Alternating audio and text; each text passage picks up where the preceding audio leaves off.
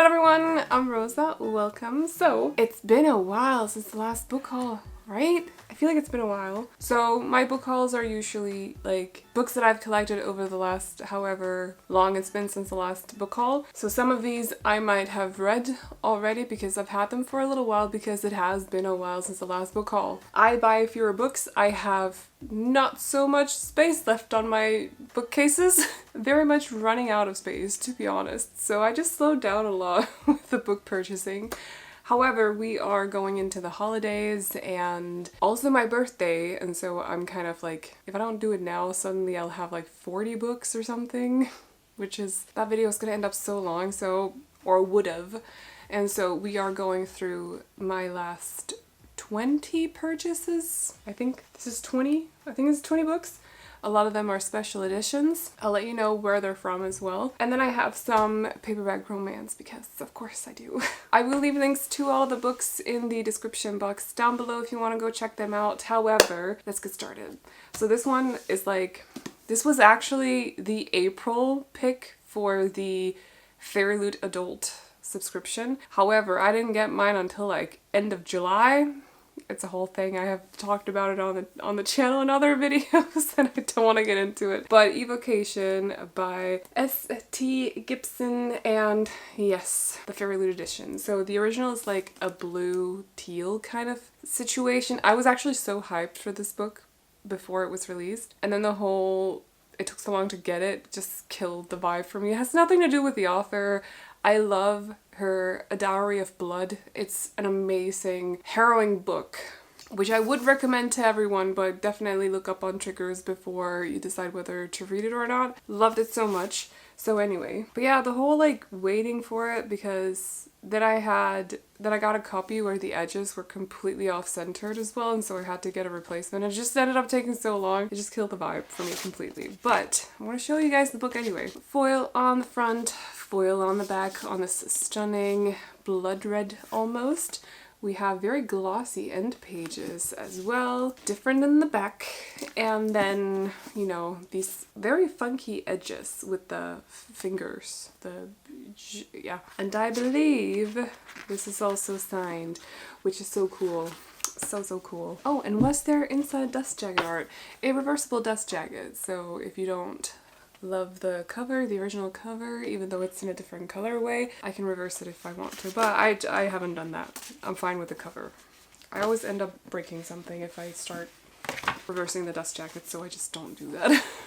Also, this is adult fantasy. I believe there's a romance. I can't remember. From the international best-selling author of A Dowry of Blood.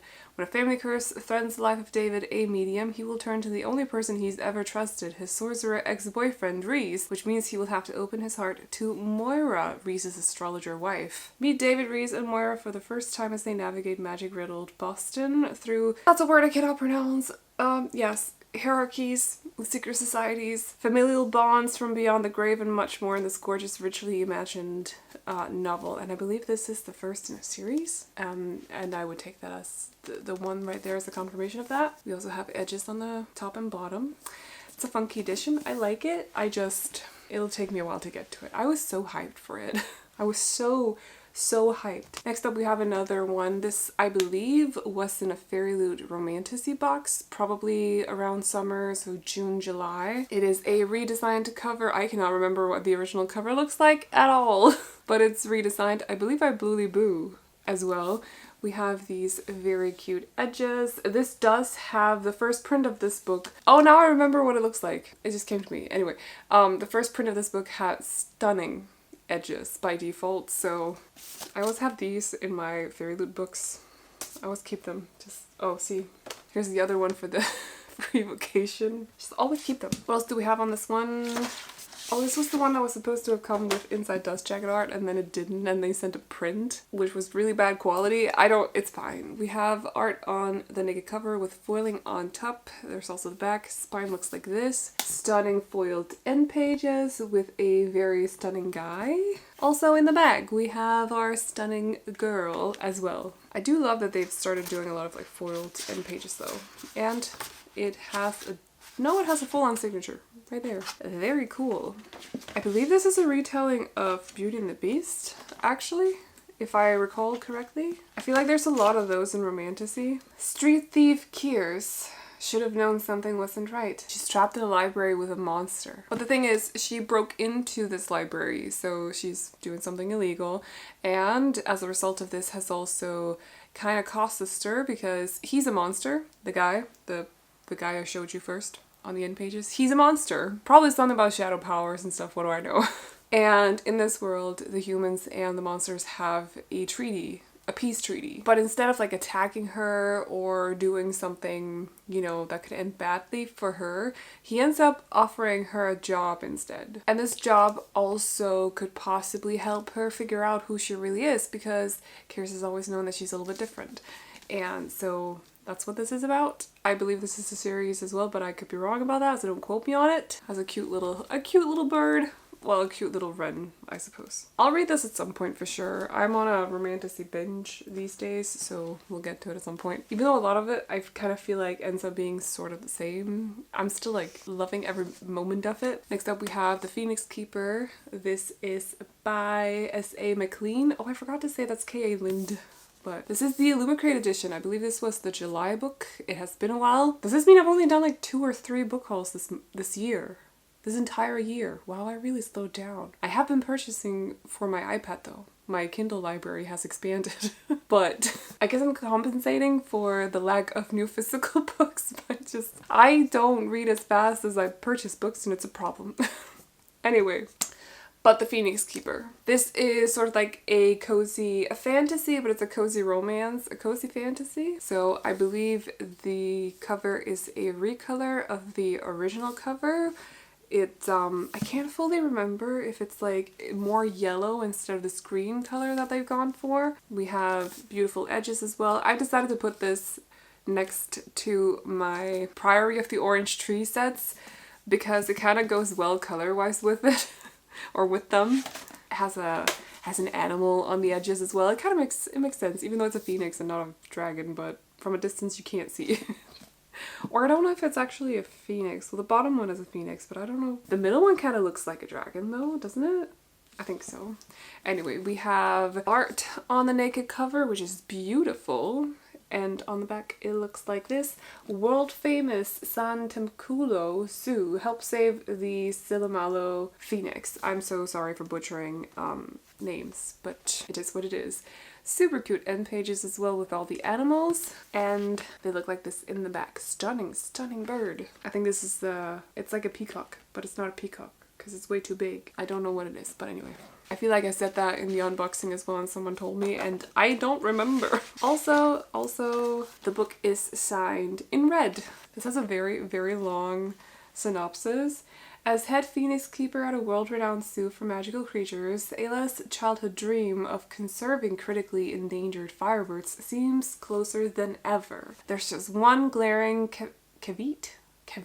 Her zoo's breeding program hasn't functioned for a decade. When a tragic phoenix heist sabotages the flagship initiative at a neighboring zoo, Ayla must prove her derelict facilities are fit to take the reins. But saving an entire species from extinction requires more than stellar animal handling skills. Carnivoras, water horses, tempestuous thunderhawks, mischievous dragons, lots of words that are difficult for me to pronounce today, thank you. Ayla has no problem wrangling beasts. Inspiring zoo patrons? That's another story. Mustering the courage to ask for help from the hotshot griffin keeper at the zoo's most popular exhibit? Virtually impossible. Especially when that hotshot griffin keeper happens to be her arch rival from college. Louisiana? Possibly. Or Luciana. I'm gonna go with Louisiana. An annoyingly brooding and insufferable know-it-all with the grace of a basilisk and the face of a goddess who's convinced that Ayla's beloved phoenix would serve their cause better as an active performer rather than as a passive conservation exhibit. I don't know, if the bird doesn't want to perform, then let it not perform. With the world watching and the threat of poachers looming, Ayla's success is no longer merely a matter of keeping her job. She is the keeper of the phoenix, and the future of a species now rests on her shoulders. There's just one thing she has to remember. She's also not alone. It says epic fantasy, but It's very much a cozy fantasy with a romance story. I heard lovely things about this. I'm a bit like, cozy fantasies are, my voice cracks today, by the way, just ignore it. I don't know, I'm gonna ignore it. I woke up with a throat ache and I'm not having it, so I'm ignoring it.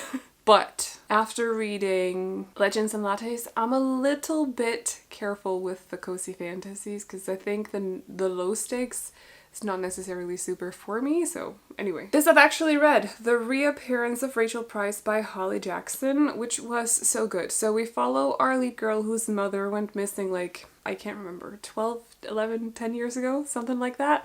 And then in present day, there's a documentary crew that is doing a documentary on the disappearance of Rachel Price, her mother. And then one day she shows up. She just shows up out of the blue. And things are weird. Her story's not really making sense, like what happened to her. They're asking what happened to her. She's coming up with a story, or telling a story, but then the next time she tells it, minor things in the story have been changed. And she's also, like, there's just like something strange about her. Her vibe is a little bit off and stuff, and so our lead girl sets out to figure out exactly what happened all those years ago. And it is shocking. It is shocking. Lots of messed up things in this book. I loved it. I loved every moment of it. I thought it was great. So, good one. But, YA, contemporary mystery. A slight romance in there, but not really. Just like a little bit. Like a little, but not really. Anyway, does not take up a lot of space. And also, yeah. Another romantasy from Fairy Loot. We have Bonded by Thorns by Elizabeth Helen, sorry. They are actually a sister duo, which I think is so cute. This is a Why Choose romance though, which is arguably not cute. I don't think cute is the right word for it. I've also read this. I've actually read the first 4 books, and I think it's a 5-book series.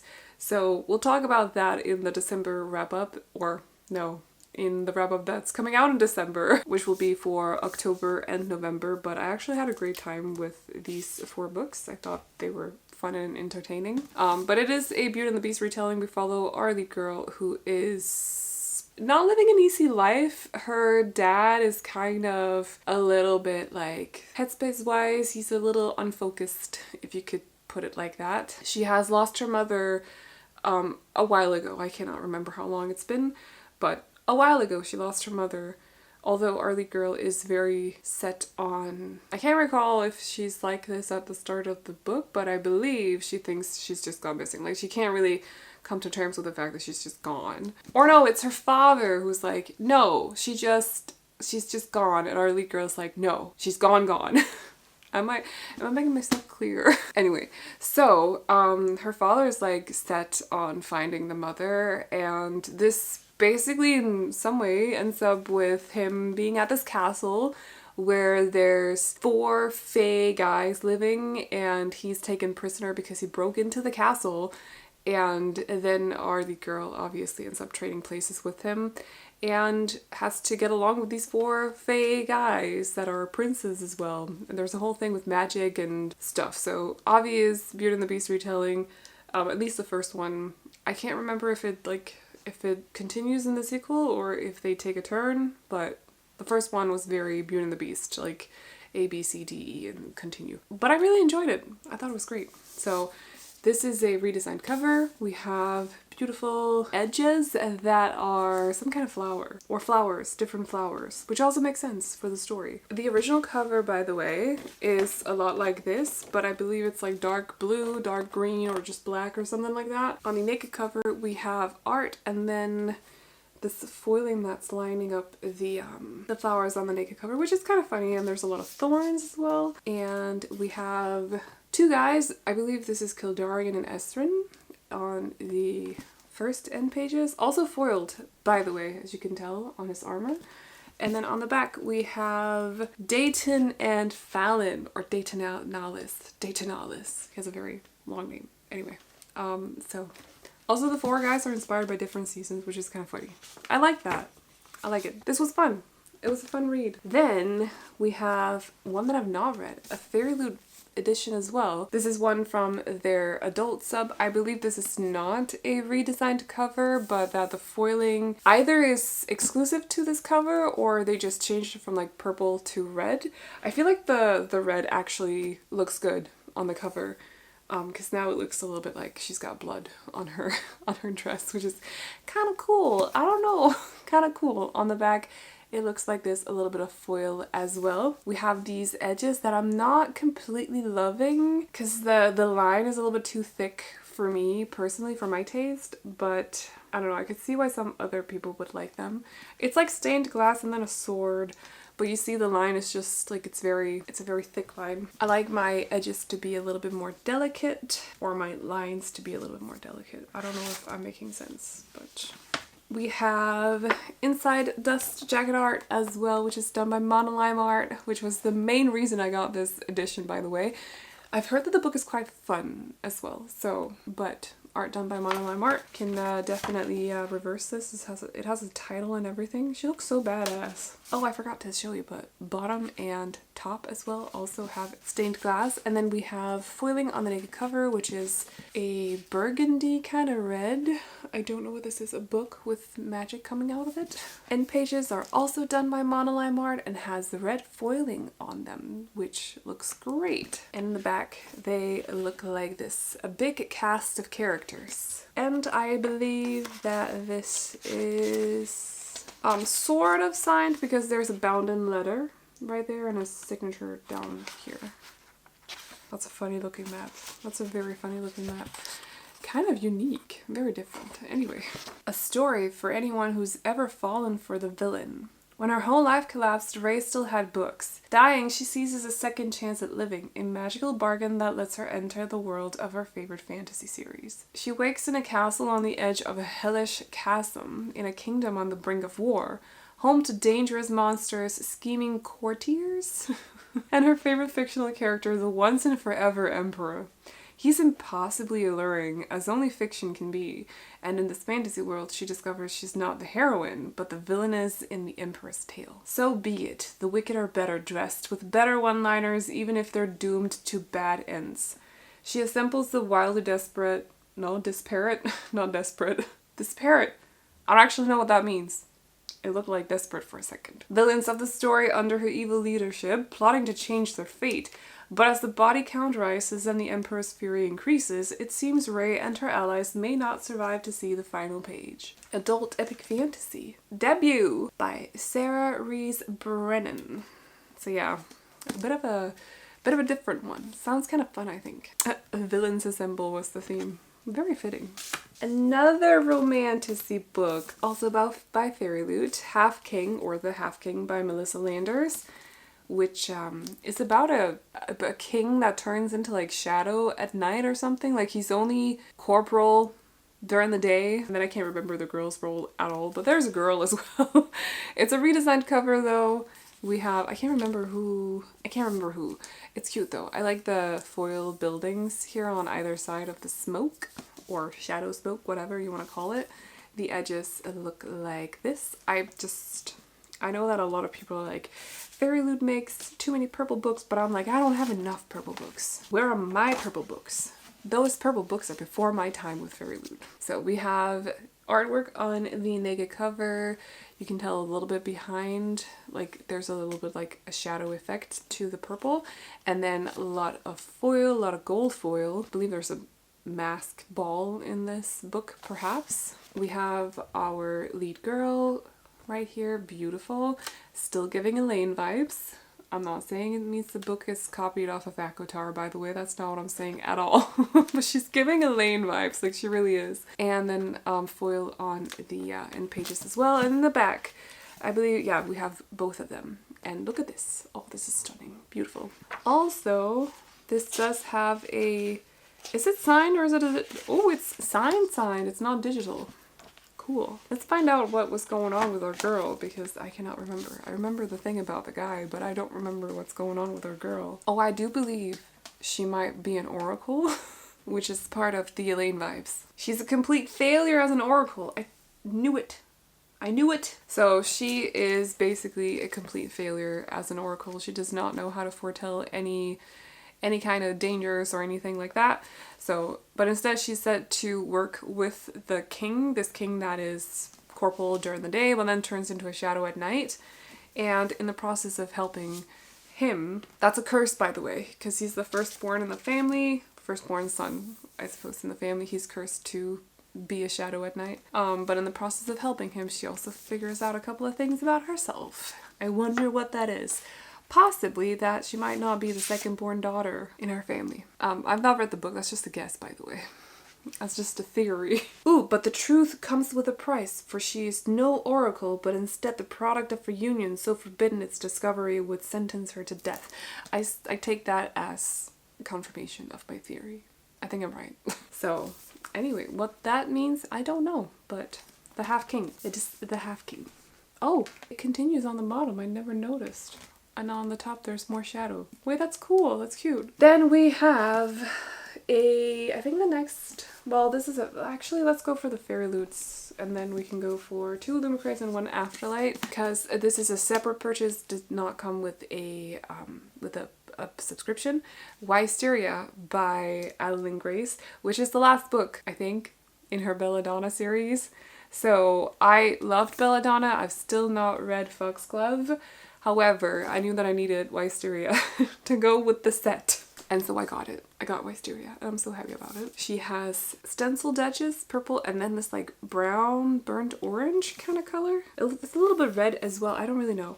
I don't know if I can show you the end pages because I feel like they're kind of spoilery. At least like appearance wise. I'm a little bit confused. I don't know. But I'm going to show you anyway. Okay? So if you don't want to see it, skip ahead like 15 seconds. End pages look like this, right? That's the front. Stunning, by the way. And then the back, they look like this. Stunning as well.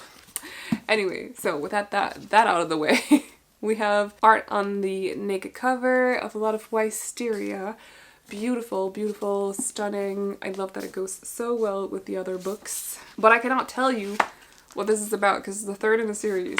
However, Belladonna though is like gothic, YA, fantasy romance, and we follow our lead girl who has been close to death at some point. It's like, not like she was dying as far as I remember, but she was at this thing when she was a babe, and then everyone around her died. So she's been close to death, and as a result of that, she can talk to death. And so her parents are dead though, she's an orphan, and she is set to inherit all of their money, but she can't get access to it until she is of a certain age. So she has to go live with her uncle and his family. And while she's there, one of them is dying and there's weird things going on at the house as well. And so she ends up teaming up with Death to figure out this mystery of what the heck is going on at the house. She finds out a couple of things about her family in the process as well, I suppose. And then I don't know about the sequel. But someone's calling Belladonna pitch perfect. I don't know how that works since it's a book, but I'll take your word for it. Beautiful, stunning, lovely to have it next to my other 2 books. So I have the full set. They are beautiful. Yep, I love them. Your name is no curse, little bird. Yay. This makes me happy. Getting special edition sets, like as they come out, takes such a long time. I'm just very happy that I've ended up having all 3. It's not often that I end up having the full set. Anyway, moving on to the Illumicrate ones, we have A Dark and Drowning Tide by Alison Saft, which is, I'm not actually sure. I think it's supposed to, I went into this thinking it was YA because Alison Saft usually writes YA. I have read it, or I DNF'd it. I rarely ever DNF books. I think I've DNF'd 3 books over the last like 3 years. I cannot make myself finish this book. I could just not get myself to finish this book. Anyway, it's a redesigned cover though. The whole, redesigned cover. We have these very, very dark edges that I believe are supposed to be bubbles or something. I'm not really sure exactly what's going on there because they're so dark. Top as well, bottom. The naked cover is very pearly white, and then we have the OG US cover, I believe it is. The picture taken and then put on here. I've said this in the unboxing as well. I don't think this works well because it's quite clear that the drawing is made to have a title in the middle and now there's just like a blank space. So it's a bit unfortunate. I do love the original cover. I think it's stunning.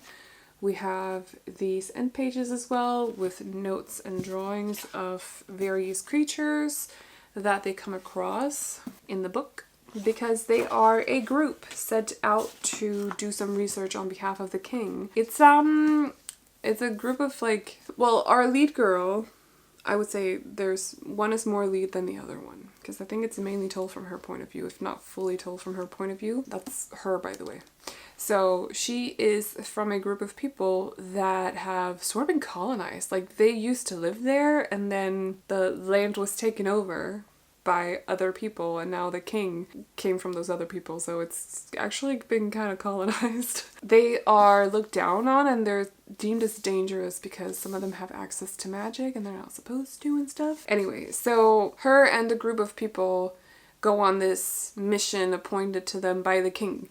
They have to find this relic that's gonna give him powers or something like that. Something to do with water, I can't really fully remember what it is. But on this mission, on their trip, someone ends up dead, murdered, and so our lead girl and this other girl decide to figure out who the heck did the murdering, and it's a bit messy. And I'm going to talk a little bit, if I can remember exactly why, I'm going to talk a little bit about why I did not finish the book and stuff in my wrap-up, not in this video. It is signed, I think it's a digital signature. No, it looks like a signature, and then there's also a bound-in letter by the author. But I was super hyped for this release, and I really wanted to love it, and then just, didn't end up loving it, unfortunately. It is what it is. This is completely new. This is from the October Illumicrate box. It's Until We Shatter by Kate Dillon, also a YA fantasy. And the cover is a recolor of the original one, which I believe is a little bit more like purple blue, but I cannot remember. This is very purple green, which for me is like poison. There's something about this color combination that just screams poison to me. So I'm a bit like poison when I look at it. Also, because this is gas, like it looks like, it might be magic, but to me it also could look like gas. I don't know. I'm very suspicious of this book. Okay, we have edges that look like this.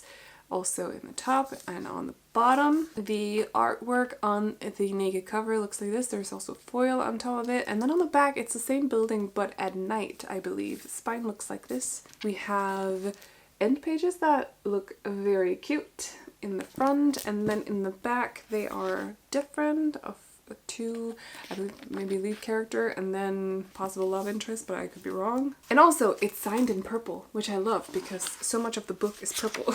And there's also a bound-in letter too. Oh, she's a video editor by day. That's cool. Oh, and she's a nerd. I love that for you.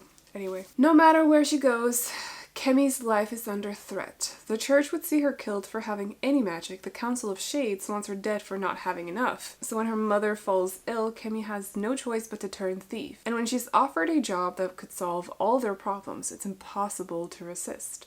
The catch? Kemi will have to work with Chase, beautiful, dangerous, and full of secrets, to steal a powerful relic the church has hidden within a deadly realm of shadows. If she succeeds, Kemi will finally be safe.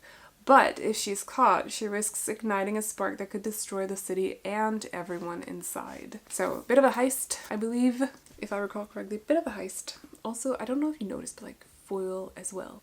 Quite stunning. Lastly, among my special editions, we have Best Text Ever by Nadia El Fassi, which is the Afterlight edition. It's so cute. Bit of it's a redesigned cover. There's a bit of foil on it as well. Ovens on the back. It's very, very cute. A lot of like bakery vibes to this, which is very relevant to the story as well. The naked cover looks like a book as well. Kitchen Witch recipe book, property of Dina Whitlock. And then on the back it says like rose water essence and lemon zest. A spell to warm up your fingers and toes after spending too long in the cold. I don't really know. Edges look like this. There's also top and bottom. And then front end pages look like this. So we have some things that summarize our lead girl. And then the back as well, we have the same for the guy in this book. Scots Blend. I think that's tea.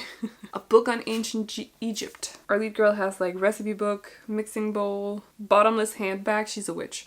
and also hot chocolate, which is a good choice because we do love hot chocolate. So this book is about our lead girl who is a witch, and unfortunately she is cursed to hurt anyone that she falls for. So she is to be the maid of honor at one of her friends' weddings, and then she meets the best man who is she's very drawn to him, and they get along very, very well as well. He's very drawn to her too. Unfortunately, she's just got this like curse in the back of her mind all the time. A lot of her magic has to do with like food, baking, stuff like that as well, which is going to be quite interesting. But like, how does she get about this? Like, how does she figure out this curse thing with a little bit of like a thing blossoming between the two? And that's what this book is about. I'm probably saving that one for like fall next year, I think. I think it sounds like a fall book. I don't know. And now we got, I think I have one, it's mainly romance. I have one romantasy, which is the sequel to Assistant to the Villain, but it's Apprentice to the Villain by Hannah Nicole Mira. I have read this actually. I read this with the book club, and it was fun. I actually ended up binging half of it on the train on the way home from Copenhagen because I had nothing else to do. It was either this or A Dark and Drowning Tide, and I was like, I'm not finishing that book, I don't like it.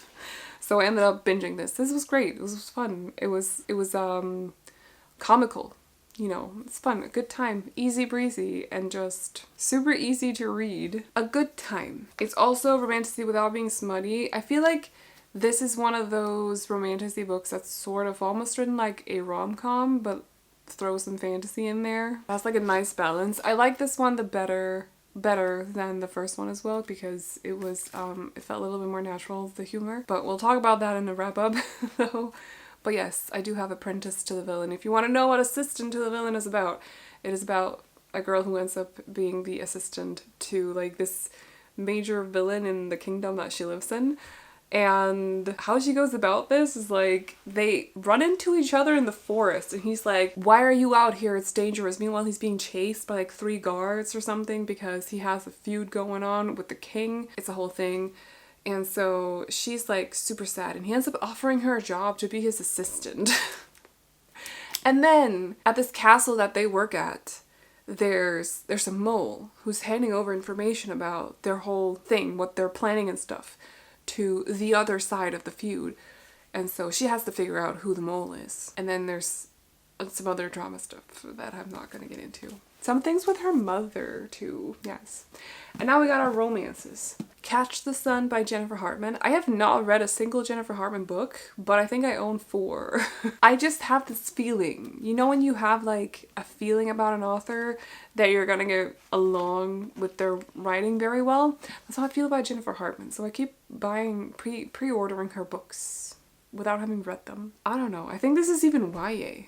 I'm not really sure though, because her other ones are supposedly dark romance. So I could have misunderstood something, okay? I might not be right about this being YA, do not quote me on it. At 7 years old, Ella Sunbury and Max Manning were inseparable until life scattered them in different directions, forcing Ella to abruptly leave town. A decade later, so she's 17. That could be YA. She returns for their senior year of high school, moving in across the street from her childhood best friend. But she's not the same girl Max once knew. She now lives in the shadow of her brother, a notorious felon on death row, convicted of a crime that shook the nation. Reeling from the fallout and shunned by her peers, all Ella wants is to fade into the background. Max has little room for distractions, juggling responsibilities for a disabled father and a distant twin brother, but Ella's return reignites something within him. He wants to be close to her again, to understand her, and to turn their friendship into more. But as their friendship blossoms, a new tragedy strikes and darkness threatens to tip their delicate balance. In order to find the light, they'll have to navigate the shadows, and to catch the sun, they must first endure the flames. Endure the flames. Young adult fiction, it says on the back. This international edition is not intended for sale in the United States of America. Well, it's a good thing that I'm in Denmark then. Anyway, and like going into YA, I'm a little bit... Oh, these are trigger heavy, by the way. Murder, blood violence, sexual content, bullying, alcoholism, depictions of chronic illness, attempted assault, underage drinking, guns, and is suitable for readers ages 16 plus, so it's upper YA. But yeah, going into YA is a little bit of a risky move for me because I don't really tend to read a whole lot of it, especially not contemporary. So we'll see. We will see. I trust in my gut, and my gut tells me that I like Jennifer Hartman. And if I end up not liking Jennifer Hartman, I'll have to reassess my relationship with my gut, I suppose. We have the fourth one in the Mile High series as well by Liz Tumford. So this is, what are they called? Mile High, Right Move. I can't remember. I feel like it's called something, Caught Up. I was like, I feel like it's called something with Catch. And then we have Play Along. I liked Mile High. Was I wowed by it? No, not really, but I did like it. So I feel like I've heard as well that it gets better after Mile High, actually. A lot of people seem to prefer the sequel over the first one, so I have high hopes for the series, but I keep purchasing them because I'm like, well, it was entertaining. Was it like thought-provoking? No, not really. But it's, books for certain moods, and this is definitely gonna fit one of them.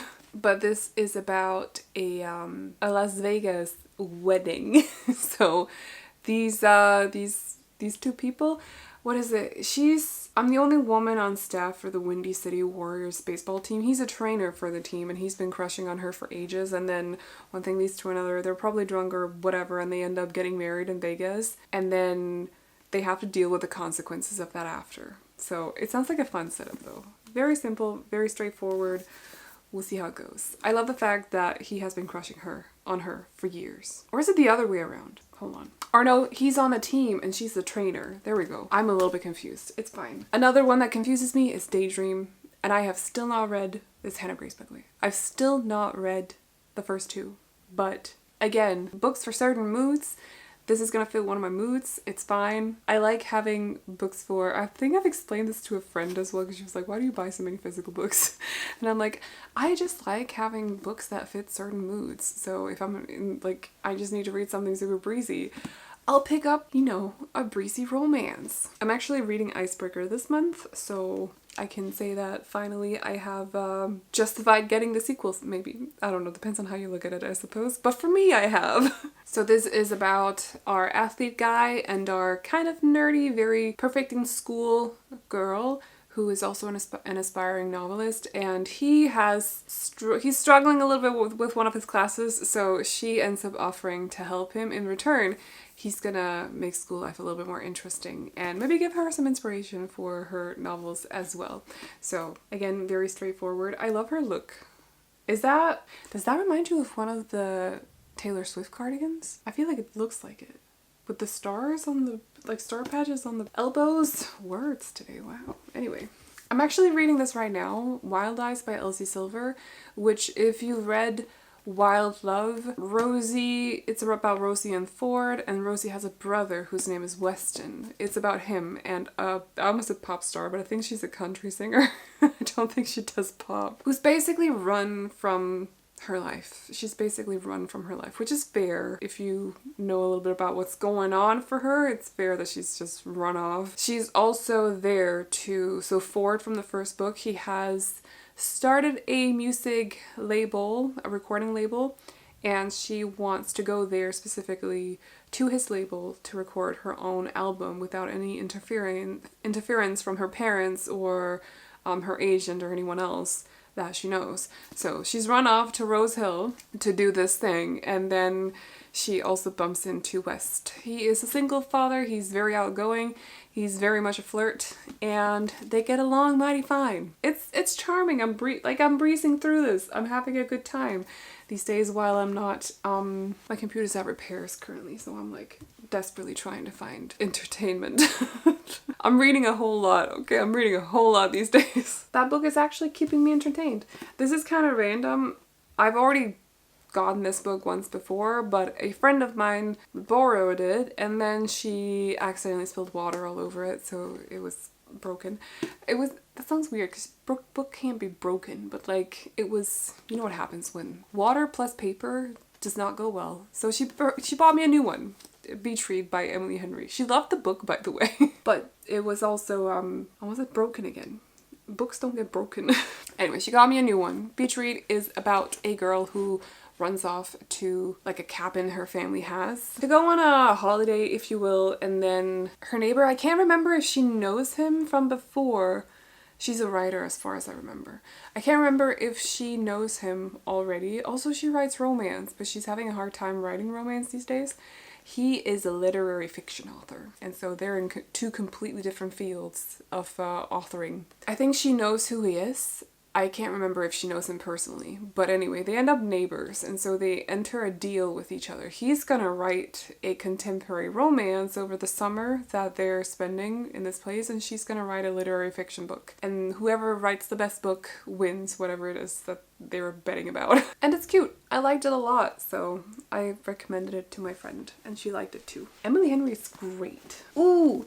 Not Another Love Song by Julie Soto, who also wrote Forget Me Not, which took me by surprise when I read it. I was not really expecting anything going into it. It's a debut contemporary romance, but I really, really loved it. So I'm so happy that I have this now. This is about people in music that are a bit opposites because he's a Nepo baby and she's not. He's a Nepo baby who's had everything handed over to him, and she is a prodigy who's had to fight for everything that she's got. And they end up in the same group or something, and tensions are rising, and then something else is also happening, like a little bit. It's getting heaty? That doesn't make any sense. It's getting warm, hot. Things are heating up. That's what I was trying to say. Anyway, and I'm excited to read it. Julie Soto, I think she's one to watch. This I kind of bought on a whim. Dungeons and Drama. It's by Christy Boyce, author of Hot British Boyfriend, which I've never heard of. I just randomly found this on Goodreads, and I was like, Dungeons and Drama, that sounds like a book for me. Nerdy romance. Yes. So I got it. I don't really know what it's about, per se. No one loves musicals more than Riley Morris. Oh, more about musicals. Okay. Her dream is to be a Broadway director, but when the spring show is cancelled, Riley has to figure out a way to bring it back. Easier said than done. She's stuck working at her dad's game store, the place that means more to him than his family does. That sucks. Riley can't waste time at a dead-end job when her entire future is resting on making a name for herself. So she convinces her co-worker, Nathan Wheeler, the floppy-haired, glasses-wearing guy she barely knows from school, to help her. In exchange, she'll help him make his gamer girl crush jealous. I hate the term gamer girl, by the way. Plus, it won't hurt to show her egotistical ex, Paul, just what he's missing without her. Soon, Riley and Nathan are a couple, and people seem to believe it, but selling the ruse means joining Nathan's role-playing game. To Riley's surprise, the game is almost fun. And even more surprising, flirting with Nathan doesn't require as much acting as she thought it would. So they start doing Dungeons and Dragons, I suppose. Or play Dungeons and Dragons. What is this? Express. Are there... Oh, cute. There are board games in the background. Oh, all the dice. Yeah, all the dice. Lastly, we have The Striker by Anna Huang, which I believe is about Asher Donovan. Matt Donovan? Oh my gosh, no. I think I'm going... Matt Donovan, no, where did he show up? Anyway, that's Vampire Diaries. I haven't even finished that. I started that show like 4 times, still not finished it. It's fine. Do not spoil it, okay? I'll get to it. Maybe I'll get to it today since I have nothing else to do. But it's about Asher Donovan. I don't remember if he showed up in... No, he did show up in especially Twisted Games. No, Twisted Hate. Because the lead girl in that is definitely friends with him. So finally Asher gets his own story. Anna Huang writing sports romance, though, that's a bit... It's fun. Well, he's also a millionaire, I suppose. It's kind of her thing. Always the rich guys. I don't. It's fine. It's just fun. He's a living legend. The darling of the Premier League and arguably the greatest footballer in the world. Footballer! Oh my gosh, thank you. Question is Anna Huang gonna be writing soccer throughout the whole thing, or is she gonna write football? I'm actually curious. Wait, or is he a football player or is he just a soccer player? Now I'm confused. Striker, is that also... Is that... Oh, it's football. I'm confused. That's a football ball. I know nothing about American football. This is what I would call football. I think it's soccer. American soccer. Football for the rest of us. Cause see, I know that ball. I know it. It is not oval shaped, it's round.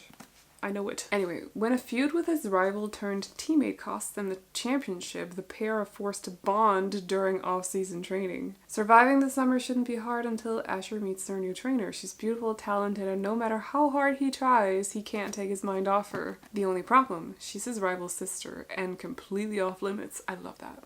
I love that. Scarlett Dubois is a former prima ballerina whose career was cut short by a tragic accident. She's gonna train them? I'm so confused. Now a teacher at a prestigious dance academy, but still haunted by the ghosts of her past, the last thing she wants is to spend the summer cross-training Asher Donovan. She swore she would never date a footballer again, but when she's thrown into dangerously close proximity with the gorgeous, charming striker, all bets are off. Training she can deal with, but falling in love? That's out of the question. Especially when he's the only person with the power to break her heart. He's a bit cocky as well, as far as I remember. But, okay. I did not know that was a thing. That took me by surprise. I have never opened this book before. I just realized. Cute! That's what they look like. Cute. That's it for this book haul. I'm sorry that I talked for so long, but also I'm not, because I like talking about books. So, again, if you want to check out any of the books, you can find links to them all in the description box down below. Because I know that my summaries, if I'm not reading them out loud, at least get a little bit chaotic and all over the place, and even if I'm reading them out loud, I don't know how to pronounce words because nobody ever taught me to read. What am I doing with the booktube channel? It's fine. But that is all I got for you guys today, so I hope you all enjoyed. There's like a hair flying in the air. But that's all I got for you guys today, so I hope you all enjoyed this video. If you did, feel free to hit the thumbs up, and if you want to see more videos like this from me, but also all the other booktube stuff, definitely consider sticking around by clicking on the subscribe button. However, I'm gonna leave you to it now. I hope you enjoyed it, and I'll see you all in the next one. Bye bye!